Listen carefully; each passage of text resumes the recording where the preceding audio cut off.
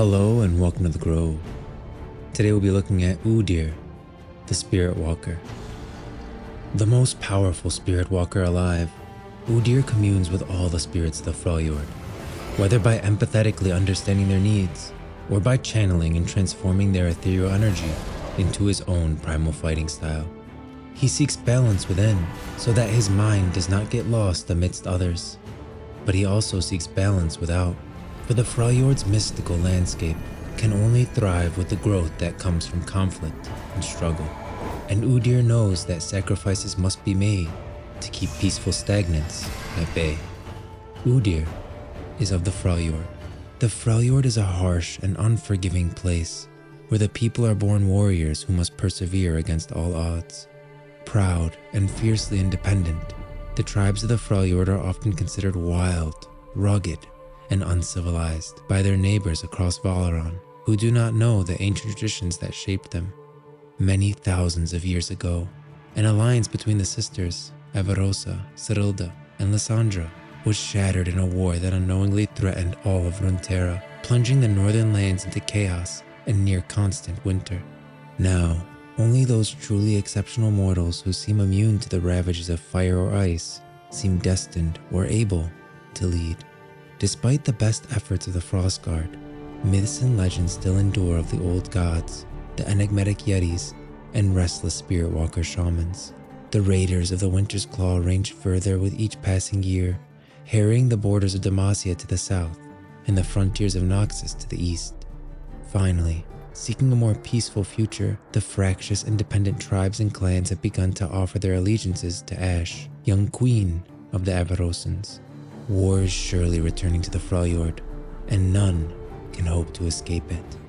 Whenever the moon rises into a winter sky, round and red as blood, the spirit walkers of the Freljord know that another of their kind has been born into the world, one attuned to the wilds and the land, one who walks within and beside the spirit that best matches the shape of their heart. On the night of Udyr's birth, there was nothing in the crimson moon that suggested anything different than that. Nothing that would suggest Udyr was already the most powerful walker to ever live. Every being has spirit, whether person or beast, plant or animal, dead or alive, or deathless. But unlike his brethren, Udyr's power of spiritual connection was not limited to one type of spirit. He could hear them all. The needs and wants of everything around him constantly flooded his mind, making it impossible to hear anything above their roar. His parents did not know how to help him. Their war mother sent for other spirit walkers to train the boy, but each said the same thing. Spirit walker training focused on opening oneself up, not closing oneself off. The first time Udyr tapped into his powers with purpose was the night the Frostguard came for him. Young Udyr, terrified, hid in the forest. He did not expect to feel the life ripped from everyone, his entire tribe, slaughtered in an instant. Howling with sadness and rage, Udyr took power from the spirits of the forest. With a swipe of his claws and a beating of his wings, he brought the mountain down on the Frostguard. Alone, grieving, and overwhelmed, Udyr wandered the wastes for years, doing what he had in order to survive. He did not interact with humans again until he landed the killing blow on a wild claw that was troubling a Winter's Claw hunting party. Impressed, they brought Udyr back to camp. War Mother Hejian sent him to be trained in the ways of war alongside her daughter, Kalkia. The wild boy showed the lonely daughter how to live in the wild, and she showed him how to live among people. Soon, the Winter's Claw began to almost feel like a home. But that changed when a pack of starving and diseased Rimfang wolves skulked close to the camp. Udyr lost himself in the fog of the pack's madness and hunger, attacking and nearly killing a child. It took Kalkia and her mother's true eyes to stop Udyr. After the wolves had all been slain, Hejian banished Udyr from the Winter's Claw. Udyr returned to the mountains, far from those he could hurt. Kalkia would visit whenever she could get away, until she was eventually called upon to lead her tribe. She joyfully lifted Udyr's banishment, but he refused to return. He still had no control over the spirits whose wants and needs howled inside his mind, but swore he would always be there to protect Kalkia and the people she loved. This was the last time they saw one another. Everything changed when a foreign monk saw him out. saying he had come to train with the spirit walkers so that he may learn to subdue the dragon spirit that burned within him. Udyr refused, but the monk challenged Udyr for the right to train with him. They fought to their limits, but in the end, neither won. The monk introduced himself as Lee Sin and said that this battle had shown him they both had much to learn. He invited Udyr to train in his homeland of Ionia. With nothing left to tie him to the Freljord, Udyr agreed. The two men grew close during their journey, taking time each day to spar together and to speak of the spirits. But when they finally arrived at Harana Monastery, they found it besieged by Noxian invaders. Calling upon the spirits of Ionia, Udyr leapt into the fray. After their victory, the two men asked the Abbot for guidance on how to learn control. The Abbot told them that self-mastery had no guaranteed end, but agreed to train them both. For the first time, Udyr's mind was quiet enough for him to hear his own thoughts. He and Lee trained together to master the spirits within and beside them.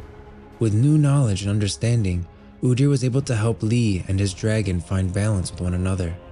And through this endeavor, Udyr came to understand that harmony and interdependence created a state of balance in Ionia. In contrast, balance in the Freljord was based on a sense of struggle and conflict, of growth and change, where the fight to survive against an uncaring and dangerous environment lived deep in the soul of every Freljordian. After several years, Udyr's powers plateaued. He was faced with the choice to stay and train in Ionia or return to the struggle of his homeland where he could continue his growth. In the end, the choice was obvious. Lee gave Udyr one of his blindfolds to keep with him, a reminder of his commitment to self-mastery, and asked for a promise that once Udyr had achieved what he was looking for in the Freljord, he would return the blindfold to Lee in person. Udyr wrapped the blindfold around his hand before setting off across the world once again to take up the mantle of Spirit Walker. A new conflict between an Avarosan and Winter's Claw War Mother greeted Udyr upon his return to the Freljord. The Avarosan wanted to unite the people of the Freljord under a single banner, putting an end to their struggles. Udyr understood that such an action would harm the spirit of the land, and so he decided to offer counsel to the other side, the Winter's Claw. It was Kalkia's headstrong daughter Sejuani who received him, and he could feel her need for guidance. The young woman accepted Udyr's help, but Sejuani's trust was hard won, for she had grown up hearing tales of the Spirit Walker and his bloodlust. Udyr came to appreciate Sejuani's drive and cleverness, though her ruthlessness worried him. Sejuani saw wisdom and a warrior's heart in Udyr, but his frequent absences grated her nerves. In time, they came to view one another like family, a surrogate oath father and daughter, though they would never say it aloud. Before long, the other spirit walkers summoned Udyr down to the south, but fate intervened when he met a strange old woman in an enormous coat. She asked for his help with several impossible tasks that he inevitably failed. Entertained by his attempts, she rewarded his efforts with bread so salty that he choked, and water so cold that his veins turned to ice. The old woman laughed at his reaction and shrugged off her coat, and the spiritual power hit Udyr like an avalanche. He passed out and woke alone, but he could feel something had changed within him. A new power had awakened. He didn't realize it, but the Seal Sister, in one of her many disguises, had tested Udyr and given him her blessing. Still unnerved by the odd encounter, Udyr joined his brethren in the south and listened as they told him of a strange spiritual shift they had each felt. They feared the Freljord was dying, the spirits of the land itself crumbling from within. Udyr believed that it was the Aberosans, in their efforts to unite the Freljord, that was causing this pain. He told the other spirit walkers as much, and asked them to fight against the Avarosan advance alongside the Winter's Claw. Many were skeptical, but others, afraid that Udyr might be right, agreed. With his new spiritual power flowing within him, Udyr raced back to the Winter's Claw to help end this existential threat to the Freljord, once and for all.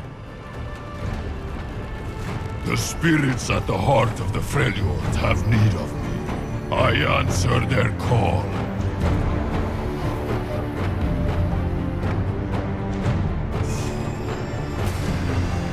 I will protect them all.